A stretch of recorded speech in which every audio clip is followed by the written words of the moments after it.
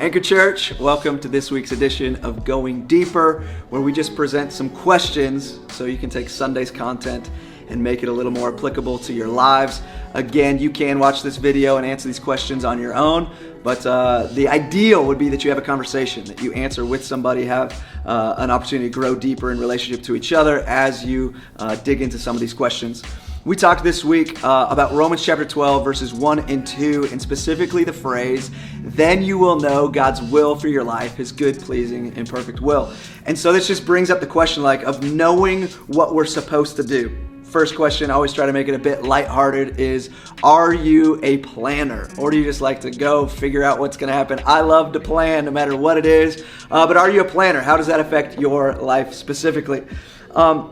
Beyond that, more seriously, do you struggle knowing God's will for your life? I think it's a question at some point in time we all ponder, what is the point? Why am I here? What am I supposed to do? And oftentimes it can come to significant decisions in our life, really wanting to know what is God's will in this moment. Some people seem to just know, but I want to ask you, do you struggle knowing God's will for your life?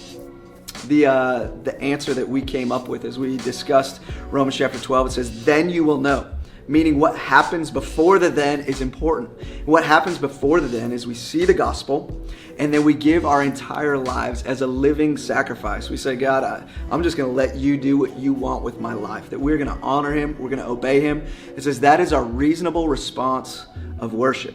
And when we live this way, and we don't conform to the world, yet we let God transform the way that we think, the way that we view life, the way that we view purpose, that this transformation happens, and then we will know. So put it simply, the process is seeing the gospel, giving our lives as an opportunity to worship God, and He transforms us into knowing His will. So the answer to knowing His will really comes down to this word sanctification. We talked about this more in depth on Sunday, but sanctification is the continual, consistent progression of becoming more and more like Jesus. Salvation is instant. Sanctification is progressive for the rest of our life. But the more that we know Jesus, and the more that He transforms us, and the more that Spirit gives us new desires, this is how we discover God's will for our lives. So I want to ask the question, how do you feel about sanctification being the key to knowing God's will for your life? I think a lot of times we just want to give us this big reveal or tell us a task list that we accomplish.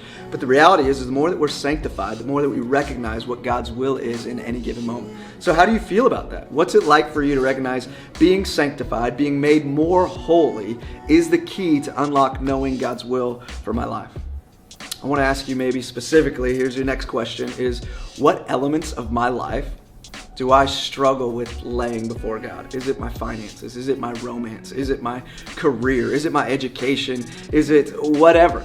What is it that seems most difficult for me to lay down and let God have control of? Final question for you today is, how will you this week put yourself in a position to let God do His thing in your life? Because we continually go back that it is looking at the gospel and is letting God transform us. It's putting our lives in His hands and letting Him mold and make us into something new.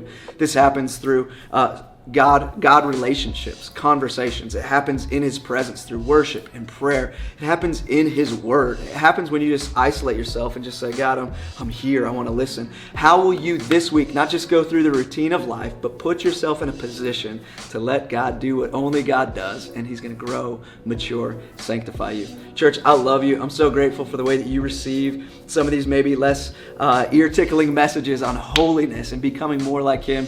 You're special. What God is doing in this church is special. I love you. I'm proud of you. So excited to join you again next week.